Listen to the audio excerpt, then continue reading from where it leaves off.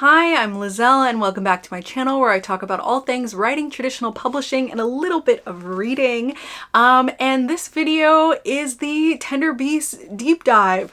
And so that is, for this book, my 5th book ever and my 4th YA that came out in 2024. And so this is a video that was suggested to me by Veronica Kristen 2373 based on a video that Alexa Dunn did for the Ivies. And I believe also for her latest book. I will link her channel and the video down below, but essentially Alexa does this video where she basically like goes into full spoiler territory and talks about all the kind of like changes and big things that were done to the book over its kind of lifetime and process, and how it got to that final published state. And it is filled with spoilers, so I figured to kind of celebrate the almost 1 year anniversary of Tender Beast being out, that I would do a similar video, also because it was suggested by Veronica Kristen. And so I figured I would go ahead and do that, and I figured that was a pretty good way to celebrate 1 year. And so Tender Beast is a YA psychological thriller / horror. It follows the youngest daughter of a wealthy Toronto family, and when her brother is implicated in a series of grisly murders that happen on campus, they decide to work together to find the real killer and to protect their family legacy. Only she is not so sure that her brother is as innocent as he claims. And so that's this book, Tender Beast. And so that's basically what I'm going to be doing in this video. I'm going to talk about all the kind of like big shifts and changes that happened in the book, basically from when I was writing it, throughout the publication process to get to the final product, which is Tender Beast. And so on that note, this video will be filled with spoilers. Filled to the brim with spoilers. Everything about this video is a spoiler. So I'm letting you know right now so that you can understand this is a spoiler-filled video. It contains spoilers. So if you haven't read the book, I wouldn't watch this video if you want to read the book, which I will hope you want to read the book. I mean, because it's my book and I'm really proud of it and I think it's really good. So I would suggest that what you do is you go and read the full book and then you come and check out this book, this video. Oh my gosh, this video, because it's really like, this video is for people who want to know more about the decisions and the choices that went into this book that I made throughout the kind of publication process, and who really want to dive into all the choices and talk about all those things filled with spoilers. And so that is what this video is going to be. So there are timestamps down below. The timestamps themselves contain spoilers, so please also don't look at those unless you want to be spoiled. Yeah, this whole video, everything about it, spoilers. So just so you know. And yeah, so again, those timestamps, you can jump around to different things you are interested in if you would like, or you can watch the whole video all the way through. But yeah, I always like to give those options when it's these sorts of sit down videos. So that's it, and let's jump into all the spoilers and talking about all the choices that went into Tender Beast. Let's start with discussing changes to the main idea of Tender Beast. This is something I've talked about more openly before, so some of you may already know this, but Tender Beast, originally when I conceived of the idea, it was supposed to be an adult novel, because I was inspired by The Haunting of Hill House and the idea of all of these siblings, like for one, having a large amount of siblings and having them all kind of come together after the death of a family member, and I liked the idea of thinking that one of them had done something wrong, or like was suspected by the others, something like that. And so it has that similar kind of like setup as like, it was supposed to be like siblings coming back together from their lives for the funeral of their mother, that sort of thing. Like, it was very like the Haunting of Hill House setup, and it was going to be them like, I don't know, like squabbling over inheritance or something like that. I hadn't really put it together, but it was going to be an adult idea. But then I was like, I actually think I would like to do this as like the second book in this 2-book deal. And I decided to do that instead. And so I adapted it for YA. And I mean, I didn't have that much of an idea anyway. So I just kind of changed it in that it was a young adult and it was the siblings, and one of their siblings had been like, charged with murder. I knew that was how it was going to be, but I was going to have to change it to make it so that it was applicable to a young adult audience. And that is when I decided that they should be in like a private school or a kind of school setting in that way. And I wanted to make them own it because that kind of was an explanation for how they became so affluent, or maybe where money was coming from.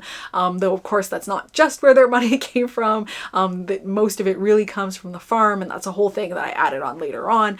But essentially that was kind of the big change. And of course what that meant is I had to learn a lot about the juvenile court system, specifically in Canada, because my books are set in Canada, and so I like to stick to that. And so I had to learn more about that and kind of understand and talk about that. And so that was the first kind of like big shift in the story, because I had intended it to be that adult story, and I was going to just like write it on the side. And then once it was like, oh, it's a 2-book deal and all this thing, I was like, okay, now I'm going to make it YA, and kind of moving those pieces around, because I always want it to be like relevant to that audience, and it would have made no sense for them to be like living in different places and that sort of thing and coming together. It made more sense for them to all kind of live in one house for the most part, that sort of thing. And so that was the big kind of first shift. The next big change that happened was the ending. So the way this started is I wrote a proposal for my publisher and then I sent it to them. So the proposal included like a full summary or synopsis of what was going to happen in the book in like the first like 50 pages, something like that. Or maybe it was just a synopsis. No, it had pages. It was like the first 50 pages. And originally what the ending was going to be is that, so that scene where they're at the farmhouse, or like part of the family's at the farmhouse, and Sunny gets that call when she's on the way there, and you know, Kylie's like, something's up with Dom, and then she gets there and the Middles are dead. So in the original version, they were dead. they didn't look dead, and they were fine. They were dead. The original version, they were dead. And Sunny, she took the cattle bolt down, and she did kill Dom. So she didn't like change her mind, she did kill him. And so everybody was dead, all the siblings were dead except for Sunny. And it was supposed to be, it was basically like a negative arc. So essentially what it was is that Sunny, in killing Dom, she thought she was breaking this cycle of like this curse on the family and the milkman and all of that. She thought she was breaking the cycle, but she was actually playing into it, because she, in the end, she did exactly what her mom wanted, which was to take care of Dom, as in to take him out. And so that in the end, that's what she did. And it was kind of like this very like, yeah, it was like, I mean, it was a negative ending. She had given into the cycle of generational trauma. She thought she was ending it, but she was actually just adhering to exactly what her mom had wanted to happen. And she gave into it. And it was like, basically like, I mean, it was a sad ending. It was a sad ending. It was a horror ending. It was just that sort of thing. And my publisher was like, nah. They were not into it. They were not into it. They thought that was way too bleak. They were not fans of it, essentially. And so I ended up changing it in that the Middles were actually alive. So that's the ending that you read in the book. The Middles are actually alive, and she chooses not to kill Dom, and she chooses to end the cycle. And so it's a positive ending. And in the end, I did like this more. I did think that it is like, yeah, I mean, I am a person that loves myself some sad girl lit. I like a sad, bleak ending. I enjoy it personally, but I do understand that it is nicer to have a kind of feeling of hope at the end of the book, especially for a book for young adults. And I think this was the thing that like my editor had brought up, like that Delicious Monsters had like a really great kind of like hopeful sort of ending, and they wanted something like that for Tender Beast. They didn't want to do this like very bleak ending, which I desperately wanted to do, but yeah. So in the end, I'm very, very happy with that ending. I have no problem with that ending. I'm very happy with it. And I really like it, and I think it's really good. And I mean, it would have been so mean to Dom. It would have been really, really mean to Dom. Like, he just like had such a tough time. It would have been so mean to him. And I also kind of like, in thinking about it more, I'm like, what kind of message would that have sent really? Especially in a book where I talk so much about like, you know, like Black boyhood and like loss of innocence. And for me, it was cataloging something about loss of innocence, but I feel like it is better. I feel like in the end, there's a better message for him to be saved by his family. And so I did in the end prefer that ending. I think really the only thing that I liked about the other ending is I liked that it was like very horror. It was like very horror movie coded. But I think for the story, for the narrative, for the messaging, I prefer the ending that I went with, where Dom is saved. And then later on, I also added it so that the Middles didn't die, specifically because Dom was fighting back against the milkman, and I did that to give him more agency in the scene, because otherwise it felt like he had like, in that like very pivotal moment, it felt like he didn't have a lot of agency. And so I decided to set that up to give him more agency in that moment, and to make it more something that he was a part of. And so, yeah, I felt like that was important. So I set that up later. Like I talked about him being interested in anatomy and like things like that. And that whole thing was to set up this thing at the end. So yeah, that was that was a pretty significant change in that ending did change a lot like that. But I was really happy with that. I also ended up adding in a second POV. So that journal POV was not originally what was planned for the story. Again, this is from like the proposal level, so I haven't even written the first draft yet.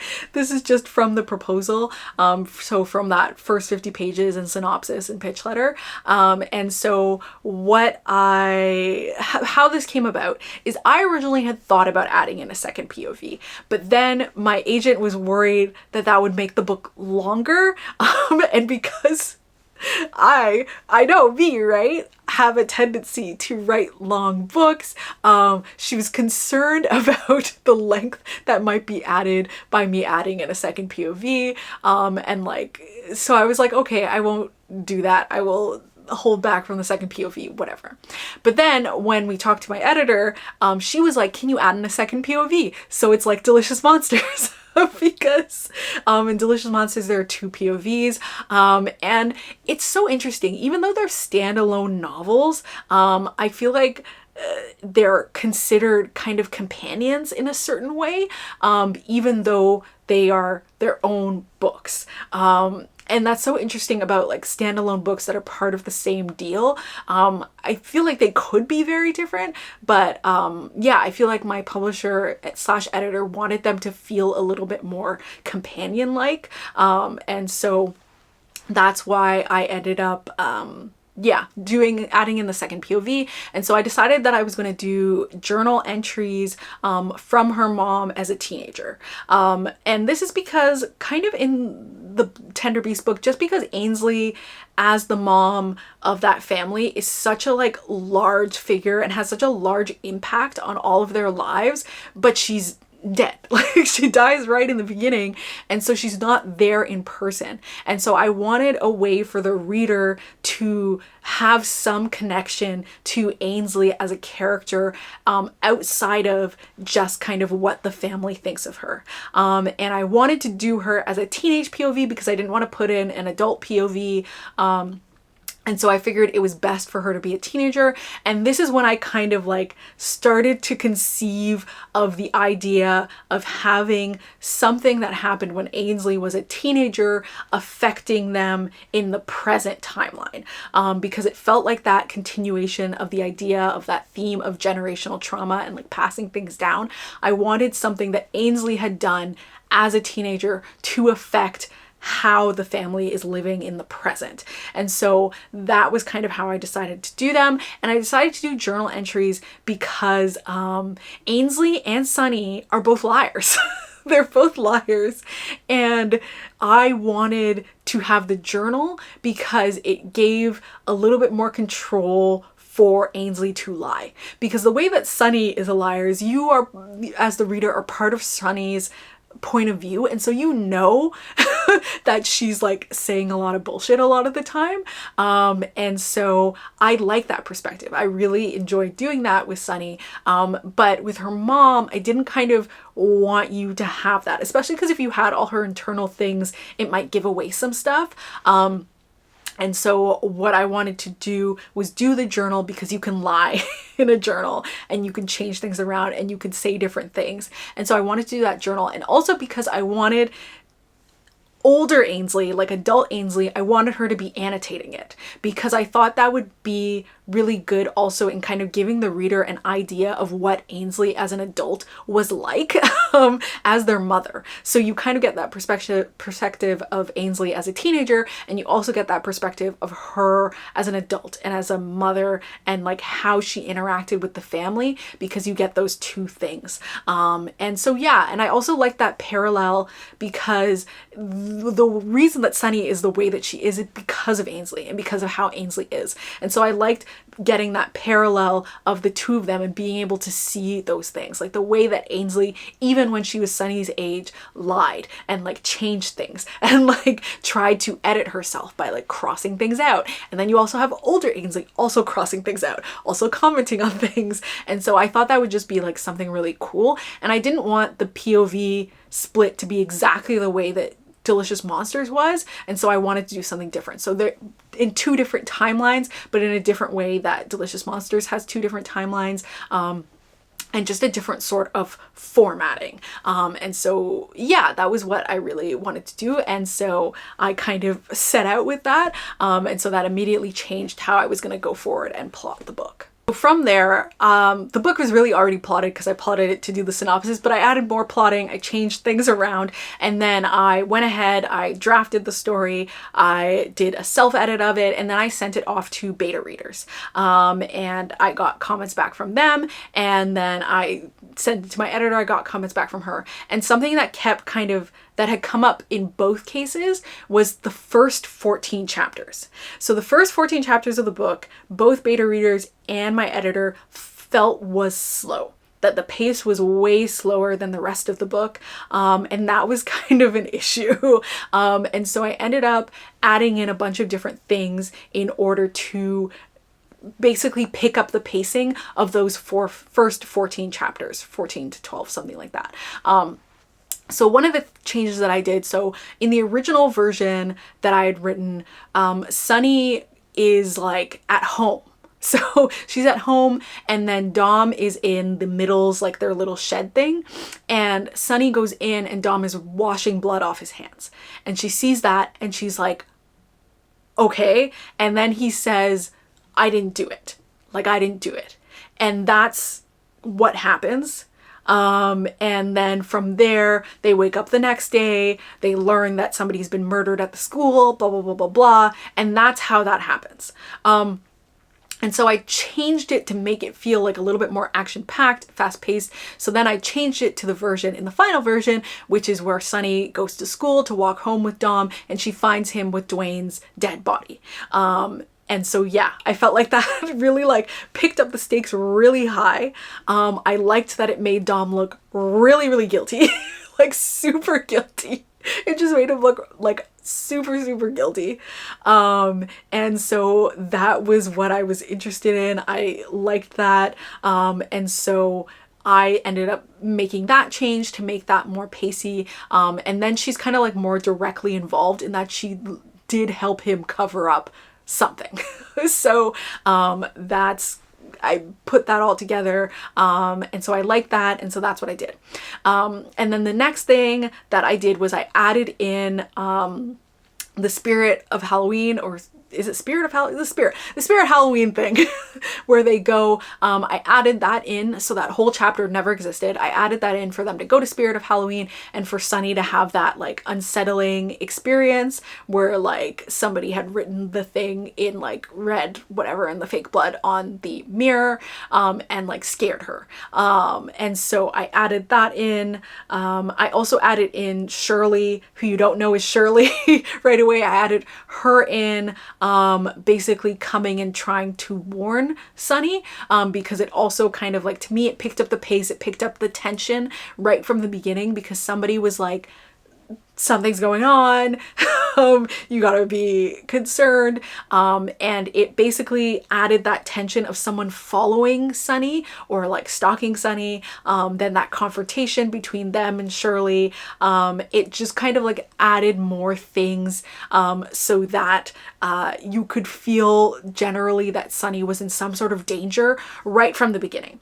And also it then added a nice little like red herring sort of thing of like, oh, is it Shirley doing it? Which I think if you're a horror reader, you're like, it can't be the like weird person that's trying to warn her. But you know, it still works out. And so I added that in, to help pick up that pace too. And originally when they have that formal and Sunny goes onto the roof, she basically like goes onto the roof and like there's nothing there.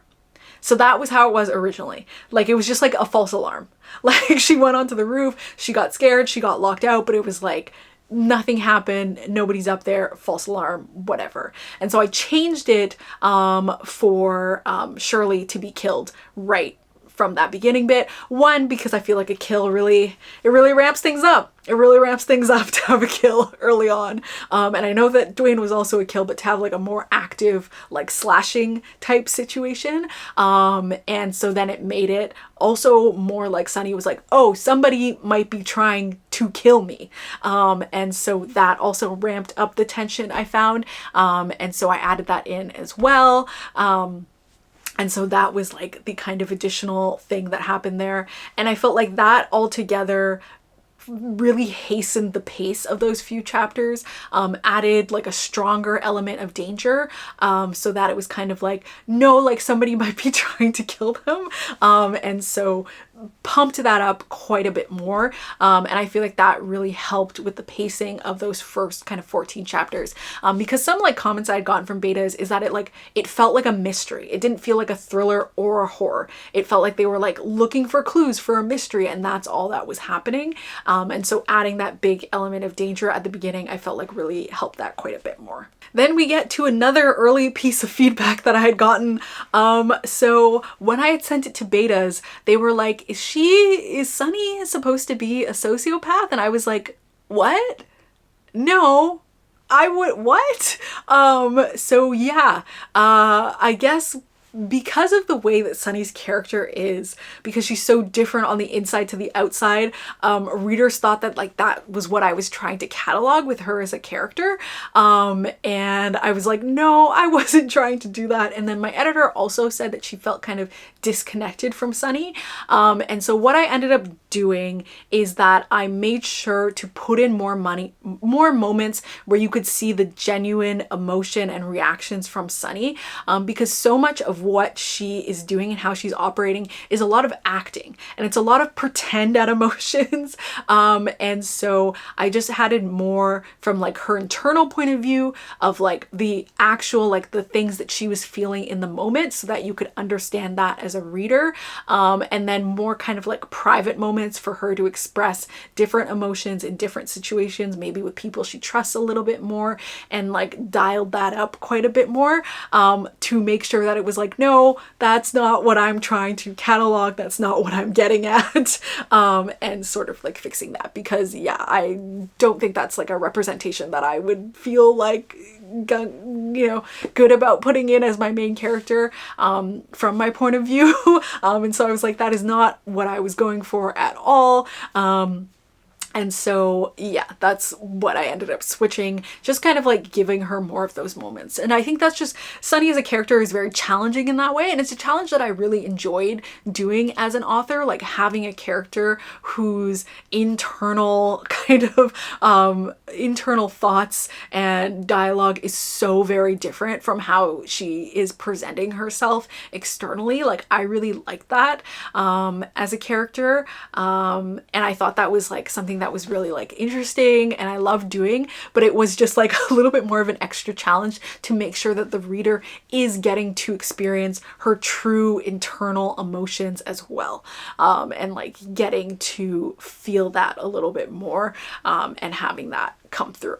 The Jeremy edit. So Jeremy, who is Dom's best friend in the book, had a lot of differences, a lot of changes to come into the character that he ended up becoming. So originally Dom had two best friends, two of them, and they were twins, and it was a boy and a girl, and they were like very goth.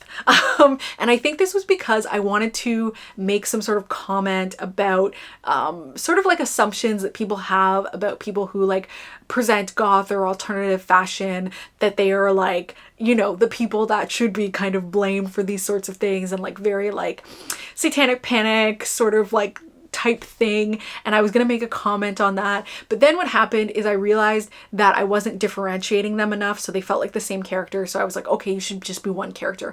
And then I named the character Pendragon for some weird reason. I don't know, maybe I was just like remembering like legend board stuff. I don't know what was going on with me. It was supposed to be some elaborate joke that I can't remember anymore. And then I was like, this is very silly, and I changed his name to Jeremy, but hilariously forgot that I changed his name to Jeremy, and then sent it to beta readers, and they were blah blah blah blah blah, Jeremy, Jeremy, Jeremy, and I was sitting there looking at my comments like, who is that? Like, genuinely had no idea who they were talking about. I was like, who is Jerry? Had to look at my own manuscript to understand who Jeremy was, because I changed his name right before I sent it to them, and then just like forgot. Anyway, what a life as an author. But anyway, so I changed Jeremy, and I made sure, so basically like Jeremy was always and still is like meant to be like a bit of a foil for Dom, in that they're both like black boys. They both, like, when they're hanging out together, they are being sort of profiled, they are being seen in a certain way, but Jeremy does not have the benefit of the money that Dom has access to. And I wanted to have that sort of like difference to show, like, basically to demonstrate that Dom does have a certain privilege because his family has money. He is insulated by money, and his experience, however terrible it is still affected by the privilege of having money. Because even Jeremy talks about at one point, he's like, I would have already been in jail, and you aren't, and that is different. And so I wanted to have that to make sure that that was being illustrated, because that's something that I also talked about at different points throughout the book, the ways in which, even though the family does experience discrimination for being black, there are still privileges that they have access to as wealthy black people that other people, other students in the school do not have access to as people who are more lower middle class or living in poverty. And so I wanted to make sure that that was something that was discussed and that was talked about and that was brought up, because I feel like, I don't know, I feel like when you like write something about like wealthy family shenanigans, I feel like that perspective is very often lost, especially when bad things are happening to the wealthy people. I feel like the inherent privilege of the wealthiness can sometimes be lost in that conversation, and I wanted to make sure that that was kept up, and I wanted to make sure that that was kind of like checked on them and that they were called out for that a little bit. And so that was like something for Jeremy, and like part of his sort of like situation as a character is that sort of foil. And then I wanted to give him like more of an involved role, because at some point in the past it kind of felt like you could have taken him out as a character and it wouldn't have affected the plot, and I didn't like that. I wanted him to have some sort of effect in that way. And so that's where I added the fact that him and Dom looked similar at a certain point to like the untrained eye, in that they had a similar hairstyle and that they were borrowing clothes from each other. And so that then became part of that plot point, in that it was Jeremy at the 7-Eleven, but it, you know, and like that's what they were using for Dom, but it wasn't actually Dom, and the whole thing of that. And so I ended up adding in that for the plot as well. But yeah, and I just like, as a character, I came to love Jeremy so much. I just think he's just like, he's just great. He's just the best. I like when him and like, just like the library scene, like that makes me laugh so much, where like they're talking about the clues and stuff, and like him and Dom are talking about Borto. It's just like, you know, it's a fun time. I just think Jeremy is great. And I also, Jeremy as a character is also the kind of like one character who very early on is able to see that Sunny is not who she's pretending to be. He kind of, you know, he's more astute in that way. And I also really liked that. I liked having a character who could kind of call Sunny out a little bit, and right from the beginning kind of be aware that she is not like who she is pretending to be, and kind of call her out on that. But also he's still a character that like very much accepts her at her raw self, and she's not able to kind of like fully understand that until kind of later on. But yeah, so that was Jeremy. I will also say, as a little fun tidbit, my editor wanted me to make Jeremy older and make a romance between Jeremy and Sunny. She's like, oh, she's so sweet. She loves a romance. She loves a romance. She was like, could we maybe age Jeremy up, do a romance between him and Sunny? And I was like, I don't want to do romance in this book. These two standalones, like Delicious Monsters and Tender Beasts, I was like, these are not, I'm not trying to do like active romance subplots in these books. I want some books that are like not really like romance subplotty. And so yeah, I was like, I'm not doing it. Also, I wanted Dom to have one thing for himself. This poor boy. I was like, that's his only friend. I was like, I don't want him to like, now you gotta share your only friend with your sister.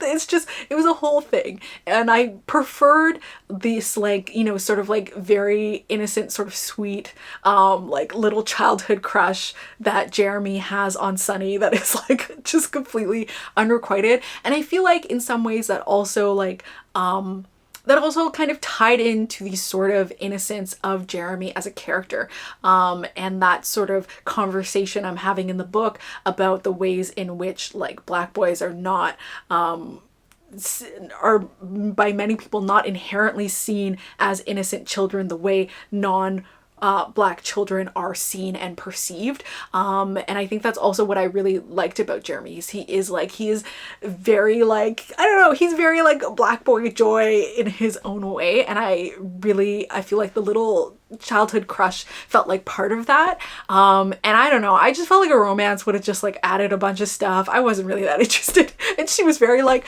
okay. She was like, I made my argument for it. You weren't into it. That's cool. Let's keep it pushing. So yeah, she's great for that. But I just thought it's like a funny tidbit that she was like, maybe. And I was like, no, I'm not gonna do it. Also, it would have made things complicated with like, I don't know, Dom having like an older friend in high school. Oh, I don't know. It just would have been like a lot. So yeah, pass.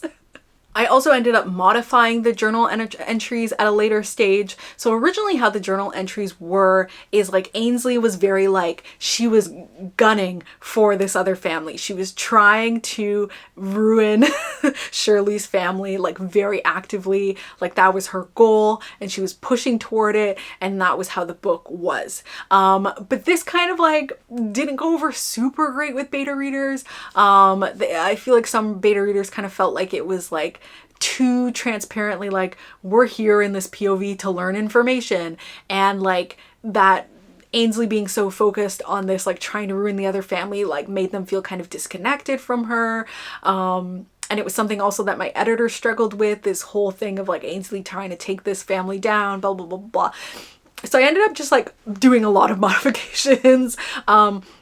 So some of the modifications were to make the journal entries a little bit more dynamic plot-wise. And so I added in a lot more creepy, unsettling moments so that it could feel like you were tugged into the narrative a little bit more.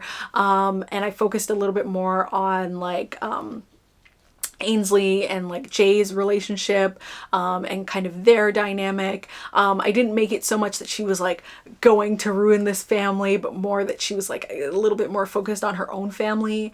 And so I tried to make it like that. And that's when I added that scene with Mac Jr. where they're in that kind of forest area and he's being like forced to drink the milk and he kind of like comes after them as like a sort of additional scary moment. And I made the kind of scene where Shirley carves into Ainsley's body like a little bit more visceral, a little bit more engaged. I also ended up adding for Jay to have a sister in that scene, but I think that was because something logistically that I cannot recall right now. He needed a sister.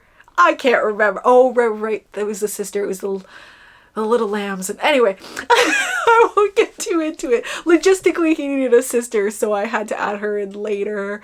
And then what else did I add? Oh, then my editor had the idea of making it so Ainsley lied about the fire in the journal. And so then I added that in where she had like lied about it. And then later in another entry, she told the truth about it. Albeit, you know, Ainsley's truth. But yeah, so then we added that in as well. So like, yeah, I had to do a little bit of editing to make those sort of chapters a little bit more dynamic and more engaging, so that readers could be a little bit more sucked in, a little bit more engaged in those chapters. I mean, there's not so many, but I wanted it to feel like its own story. I certainly didn't want it to feel like people were like, this is just a vehicle to like learn information about what's happening in the present. Because I mean, of course, some of it is like learning information that happens in the present. But it's also about Ainsley's character and her and like Jay and her father and like the beginning of this cycle and how this whole thing started and how the milkman came into their lives in the first place and like the desperation of wanting to have this better life and wanting to have more money and privilege, and like that informs how Ainsley grew up and how she became as an adult and a mother, and like this constant sort of like needing to hold on to money and power and privilege because of how she grew up and how she very much felt that she was bereft of certain things right from the start, right from her own mother leaving, and this sort of like need to fill up her life. And so I wanted that to be able to come through because I do feel like that's a significant part of the book and a part of understanding that, and a part, like, to me, of understanding of understanding where generational trauma can come from and where those sorts of cycles can start and begin, and like what can make them flourish and continue. So yeah, I had to do some editing on those, and I'm really happy with how they came out in the end. I really like those journal entries. Yeah, I think they're just great, and I think they do give that really good insight into Ainsley. And I think, you know, for me personally, I was like, does not justify anything you have done, but I like seeing where that comes from. I think that's interesting, and I feel like that helps give a full picture of like how the family is operating by the end of the book. The next big change was making Karter more humane.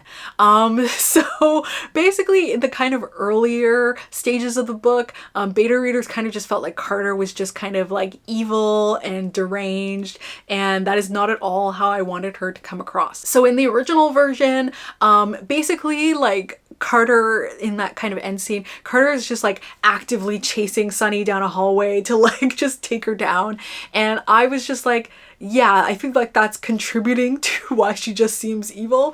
And I wanted something a lot more nuanced for Karter. I wanted it to be clear that this is more like a burden of like the oldest child sort of thing coming through. And so I changed a lot of things. I added more throughout the book so that you could see that Karter is struggling right from the beginning. Like, she is having a hard time. She's not having an easy go of it. And certainly she's not dealing with it well. real, but to make it more so that you can understand that this is not something that she is taking joy in or that she is enjoying or having a good time doing. This is something that she feels she has to do and must do because their dad is incapable, and she has to protect the family, and it's part of like her proving to Ainsley that she should have been the one chosen for this role in the beginning, and that it was supposed to be like her, and that is basically like what is driving her. And yeah, so having that kind of happen, and I changed a lot towards the ending. For one, I changed it so that Karter wasn't just like chasing down Sunny with this knife. Also originally, like the dad, Jay, killed Karter to save Sunny, who is his favorite, and so it was more kind of that thing, but I felt like it made more sense for him to have accidentally killed her, because yeah, I just felt like that was better. I just feel like it would be really hard. It felt like a really hard sell to be like, yeah, the dad intentionally kills one of his children, when the whole thing about Jay is that he was doing all of this because he felt like this was protecting his children, in the most messed up way possible. But he felt that this was kind of what they had to do, to protect the children, to protect the family. And so to me, for his character, it didn't make sense for him to ever intentionally kill one of his kids, even if it's to save another kid. Like, I just felt like that would be hard for him. And so I felt like it made a lot more sense that he would accidentally kill Karter. And so that's what I had changed it to. I also liked the idea of him accidentally killing Karter because he quite honestly thinks the worst of her. And so even when Karter is dying, she's like, why would you think that I would actually hurt her? She's like, I would never do that.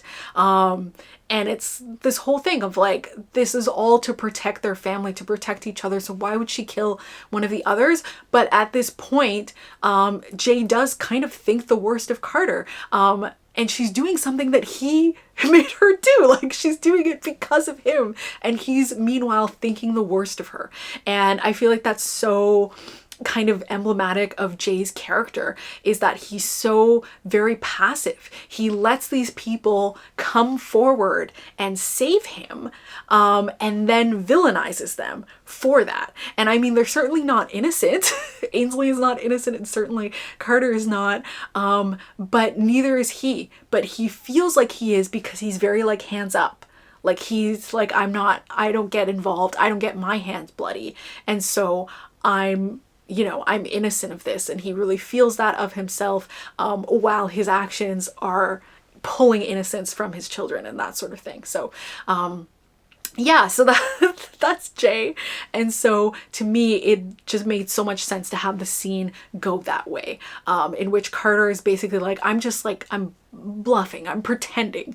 And in some ways, I feel like Sunny in some manner does kind of know that too. But anyway, this kind of like big bluff that turns into her being accidentally killed in this whole way. And yeah, anyway, and that's what I wanted for Karter. I wanted it to be like this very tragic thing for her. And that's kind of the tragedy of going into that funeral scene, which I actually did like cry when I wrote. Because I feel like Karter's so that character. Like, I really, really feel for her. I mean, I feel for the victims, but also just kind of like her as a character, and Sunny reflecting on the fact that Karter very much felt that she had to do all of this, and she had to do it all alone, and she couldn't tell them anything. And like, in some ways, yes, certainly Karter has isolated herself from a lot of the family by being Karter, and by being shitty. And like, that's part of why she's ostracized, but also her being shitty is part of being raised and having all of that pressure put on her as the oldest sibling, and knowing all of these things, and kind of, yeah, the difficulty of like doing everything so hard to try and be loved by her mother, of like, and like the trauma of knowing she had murdered someone, and just kind of like having that in the back of her mind because of the milkman stuff. And just, yeah, I mean, all of this is like built up to who Karter is, and it's so like a part of her circumstances. And so it's just kind of, yeah, that moment for Sunny to be like, I don't know if she knew that we loved her, because she was really doing all of this because she desperately wanted to be loved by all of us. And yeah, I mean, I don't know, I just find that whole thing just like deeply heartbreaking. And I know that I wrote it, but that's why I did it that way. And none of that could have happened if Karter was just like, you felt like she was just an evil character. And so yeah, I had to make a lot of those adjustments to make sure that when you get to that moment, it like hits more and you kind of understand the whole of how Karter has gotten to this moment. And it's not an excuse for why she thinks that she's done, but it is sort of like, it's very sad and it is tragic in a way. So yeah, that was Karter. Sunny's goals is also something really big that changed throughout the book, and this was something that changed in the beginning too. And it was just to kind of make sure that Sunny had like forward momentum, and that's something she was trying to do. And I mean, her goal, as I thought, it was like, well, she's trying to save the family, but I wanted something that felt more personal to her and her specific journey. And so that's when I added in and created the whole thing about how Sunny was supposed to be like the leader of the family. And I added that in because it gave her something very specific to her and her stakes, that she could be kind of trying to achieve. And so that's when I added in this whole thing of like, she was supposed to be the leader of the family, but then Karter took over. But then because of the way that Sunny is, she couldn't just nakedly say, hey Karter, what do you think you're doing?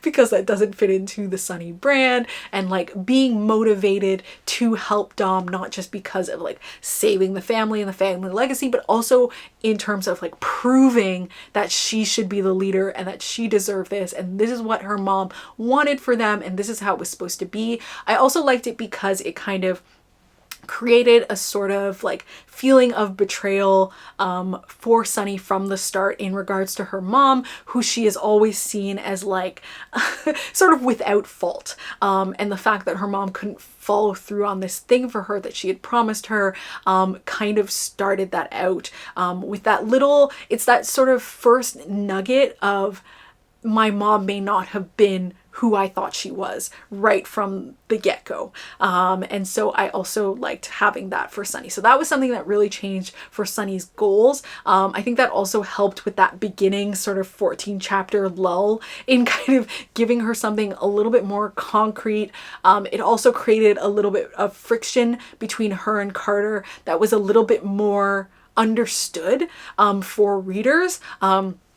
Because you do feel like there is a sort of unique tension between Sunny and Karter. And it's part of it is that it's, though Sunny doesn't know that Karter knows that she was supposed to be leading the family.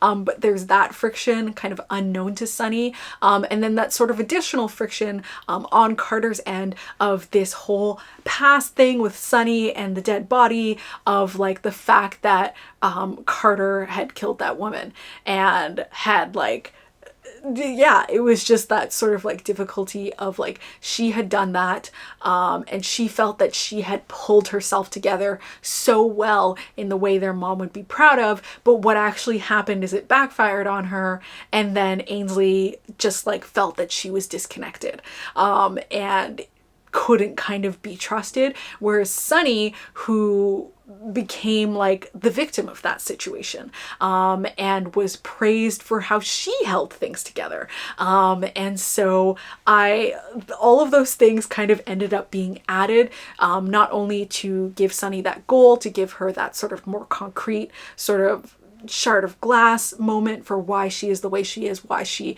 has such separation between how she presents herself and how she is internally, but also this addition of like this friction between Karter and Sunny that is especially unique. And that in some ways catalogs the sort of friction between Sunny and the rest of the family, because for one, that Sunny never experienced hosting the milkman, but also that Sunny was sort of like allowed a certain level of innocence that the rest of them felt that they did not get. And that's that sort of unique friction between her and Karter, because Karter is then forced even further from that in having to do all of these murders, while Sunny kind of just kind of gets away with not being involved in that way in the family. And so that was something else that was added. And then the cheating arc. So there was originally a whole cheating arc in this book that I just cut completely because I thought it was very silly in the end. So basically I was thinking about the shard of glass and like what could it be in Sunny's past that made her the way that she is when you meet her in the book. And I thought that my idea for this and the way I had done it was that Ainsley had cheated on Jay and Sunny had witnessed this and Ainsley had made her keep the secret. And so that was kind of like supposed to be the shard of glass, in that Sunny had this sort of split in which she was made to kind of keep things internally without expressing them, but it never really quite fit. And I don't know, I sometimes find cheating arcs to be a little, I don't know, there's something, it felt a little pedestrian to me. That's basically the long and short of it. It felt a little pedestrian, and it felt too much that with also Craig doing this cheating thing. It just felt like, and that was part of why I had it, was because of like parallels with that, with like the Craig thing and Sunny and her dad, or like Ainsley and Jay thing. And so that was it. But then it was kind of like, it felt like I was doing multiple cheating reveals, and that felt like, that's what really felt pedestrian, was doing the multiple cheating thing. And I was just kind of like, And so that's when I came up with the thing of the dead body and the woman and the camping and Sunny going missing. And that became her shard of glass moment instead, which I think was much better and like much more horror. Yeah, I think I just didn't like that, like when you learned about this big secret that Sunny had been keeping, that was like the shard of glass, it was that her mom had cheated, which was like, the whole thing was that the whole family knew. So the whole thing was like, Sunny revealed finally this secret to Dom and he was like, I knew. He's like, everybody knew. Everybody but you knew that she cheated on him. And it was kind of like, this is supposed to be this like devastating thing of like, you know, but this annoying thing of once again Sunny being protected while everybody else is kind of like has their life tarnished by this truth sort of thing. Anyway, I just didn't like it. I just didn't like the multiple cheating thing. It was just like too much for me. So that ended up getting cut, and then I did that whole tent thing instead.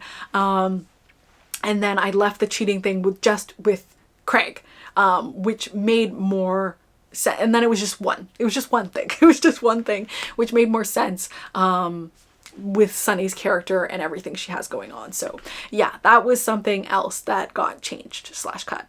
And the final big change is that I changed the ending again.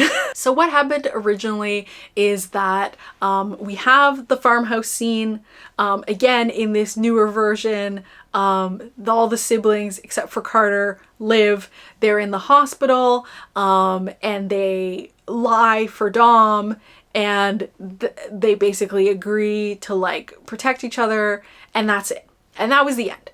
But my editor felt like she wanted something to be like, she wanted something that felt more like complete of an ending, or something that had like more of like a period note to it.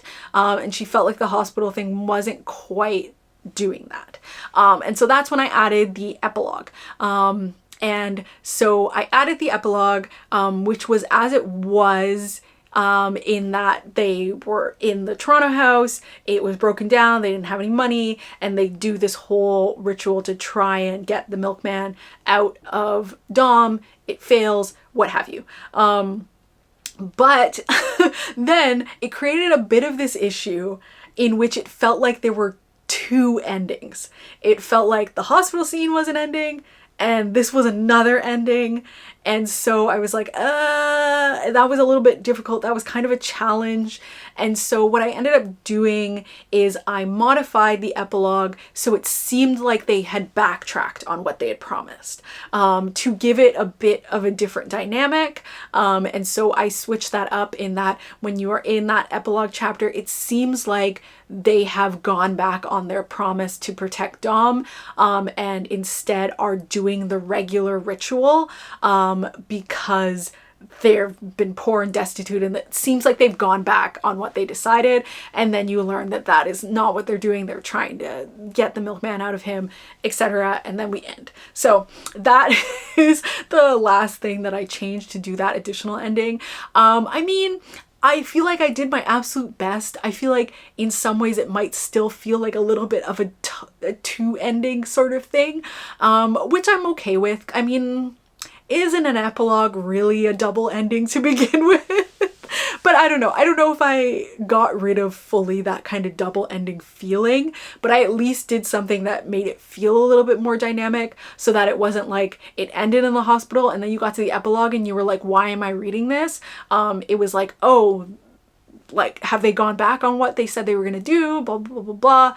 And then it gets to that point. And I do like it as like kind of showing them a little bit more of like, okay, this is where they're at this point. Like, things have obviously not been going well for them, but they're still kind of sticking it out in the hardship and they're working together. And then I added in the phone message from Dom so that he could have more agency in that moment, because I went through I went through the point of like giving him more agency in that farmhouse scene and in the hospital scene, to have him like have his moment. And then it felt like in the epilogue, because he's in that situation, that you like didn't get as much from him. So then I added in the video so that you can also like get something from Dom's perspective and kind of feel that. And yeah, so that was the last thing that I added. And that's it, I think, really, for all the big kind of changes that happened over the lifetime of getting this book into its final stage. I feel like there was a lot that I did in terms of like structural stuff. I feel like there was a lot more structural stuff than I even like necessarily thought there was. It was just like it went through a lot of different iterations. And I feel like part of this is like the case in which you kind of do a proposal, and so you can kind of hear about some things ahead of time and like make changes and that sort of thing for it. But ultimately, I'm very, very happy with Tender Beasts as a novel. I think it's really, really good. I love the kind of family dynamics that I got into it. I think it is I feel like the characters and their dynamics are very, very complicated. I also really liked the discussions about not only like generational trauma, but also, you know, privilege and like financial privilege, but also the ways in which privilege kind of like falls apart. And like talking about the intersections of like race and privilege and money and all of that stuff. I just thought that was really interesting, and I really liked that because I wanted to write like you know, a thriller horror about like a wealthy family and like, you know, the trappings of rich people drama. But I also wanted it to feel really grounded, and I wanted to have that perspective of someone who is not wealthy about like those sorts of things, and the ways in which like money can change you, and like when you are born into money and when you're not born into money, and that sort of thing. I wanted to have some sort of like discussions about that, and I feel like that all came together. And overall, I am really, really proud of Tender Beasts and the book that it ended up being and how everything came together. I'm just really, really happy with it as a story. I think it's so good. And I think it's so like extra. Like I do think it really like has a sort of like slasher vibes without being like a traditional slasher. And that's something I really like about it. And yeah, it's just great. I feel like it's just a good time. I'm really, really happy with it. And yeah, so that's really it for this video. If you have any questions about stuff, this is the video to ask spoiler questions, I guess. So if you have any questions about other things, you can put them in the comments and I'll kind of like answer to the best of my abilities. This is a very good spoiler space, so if you've been waiting to do that, this is the place for it. And yeah, if you like this video, please give it a thumbs up. If you haven't subscribed already, please subscribe, and thank you so much for watching. Bye.